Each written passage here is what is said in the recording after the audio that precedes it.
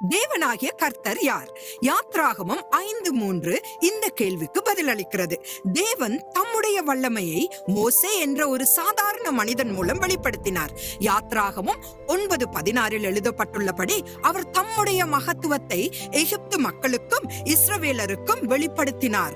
யாத்ராகமம் 10:2 படி அது இஸ்ரவேலின் வருங்கால சந்ததியினருக்கு ஒரு சாட்சியாக இருந்தது. தேவன் இந்த நிகழ்வுகளை எகிப்தின் எல்லா தேவர்களையும் நியாயம் தீர்க்க பயன்படுத்தினார்.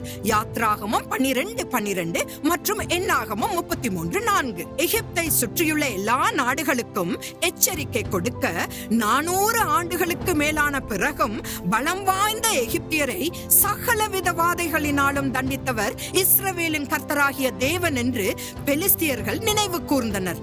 1 சாமுவேல் 4:8 அவர் இன்றும் மாறாத அதே தேவன். அவருடைய நாமமே இயேசு கிறிஸ்து.